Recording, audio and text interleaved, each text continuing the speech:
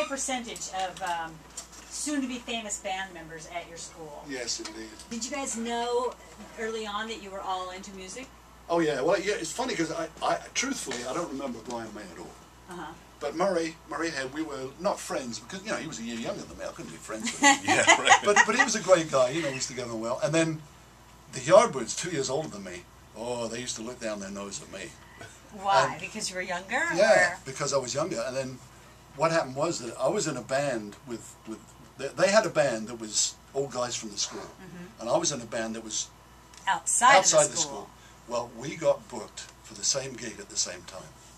Wow. It was a double booking, right? I mean, you're both supposed to play a headline. It was a mix-up. Oh. And they knew, so they got there early. Oh. Right? So our manager argued the point, and they decided both bands would play, right?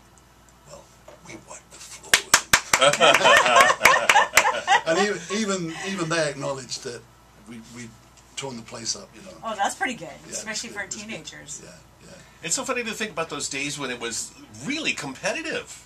Oh, it was really we think of after the 60s occurred and a lot of people tried to go to a higher consciousness. But at the time, that hadn't happened yet. And so there was a huge amount of young teenage boy competition and, just a whole bowl of testosterone out there and everybody's, fight about that.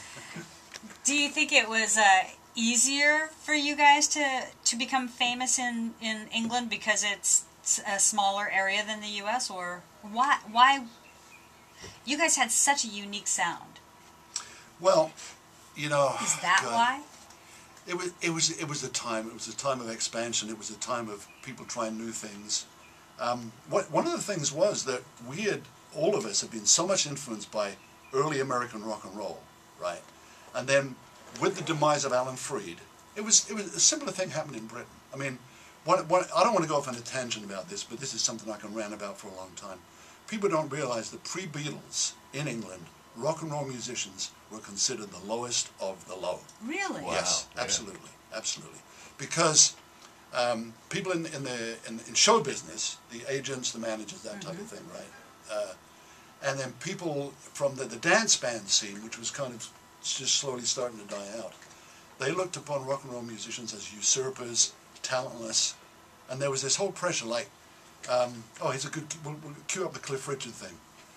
Okay. Cliff Richard, who is still going today, he's still a big star in Britain. I gotta find it. He had the first real rock and roll hit of English origin or British origin. But the pressure on him and one or two, or all of the other Brit teen idols of the time, was that they had to become, quote, all-round entertainers. There was no future in rock and roll. Rock and roll was a temporary craze. If you wanted to stay in the show business, as opposed to the music business, if you wanted to stay in show business, you had to learn to dance, you had to learn to act, you had to learn to, sing standards, that type of thing. Yeah. And rock and roll musicians, even a lot of rock and roll musicians were, I don't want to say they were self-haters, but they used to put down their own music. Yeah. Okay, you're going to have to tell me the song I'm going to play of Cliff Richards, and then you guys are going to talk some more while I get it. Okay. The song is called Move It. Move It, all right. All right. So when did you first hear Cliff Richard? I think it was '58 when he had his hit with this. But this was like, whoa, this is rock and roll. This is Brit rock and roll. It's real rock and roll. It's got that kind of badass energy to it. Okay. Yeah, well, when I just recently saw on American Movie Classics, they played A Hard Day's Night. Oh, right. And it was amazing to me that, as you speak of the whole thing, because they're sitting there preparing the movies, mostly them preparing for a live television concert. Right. But the other acts that you're seeing behind them, who are coming on stage and leaving stage, they've got an opera singer, they've got jazz dancers with feathers in their hair, and it's really an amazing thing to kind of touch into that the Beatles would have been, like for us over here in America when we saw the movie, they were the only thing. Right. But to recognize the fact that they would have been just that marginal side thing in an entertainment is kind of phenomenal. Let me I've got a great series of stories that I've got to figure in my mind how to abridge because it's almost like too much. But when I was 16, I got my first professional gig with a band called the Echoes. And we were going to this town in kind of the North Midlands of England called Chester to do a week in a variety theatre, or vaudeville, right? And on the bill there was a juggler, there was a comedian, there was a woman who played, you know, harmonica, there was a singer from India who we were backing, a rock and roll singer from India, wow. if you can believe that. Wow. And so we were, yeah, and we, you know, we just took it as part of, yeah, well, it's a gig, you know. Yeah. And in fact, later on in 1964, I did a summer season with another band I was with a guy who'd been a very popular comedian in Britain in the 30s and 40s. He was starting to get pretty old, but we did a summer show, you know, with dancers, comedians. We didn't have acrobats and jugglers, and we were like in the pit. We'd play in the orchestra pit, backing the show, right? And then we'd sneak out under the stage and go up on stage, and we'd do our spot on the stage and sneak back to the pit. So, yeah, this is.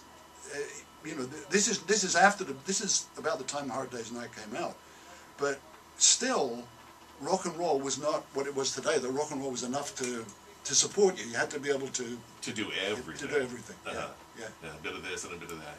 Are you finding it, Michelle? No, actually, I can't find Move It, so I'm gonna. It's another one's downloading, but really slow speed here at KKCR. Now, thank goodness you have all those donations coming in, so we can get better internet speed. Okay, while that's downloading, okay, I'll play this one. It's not the one Antion wanted.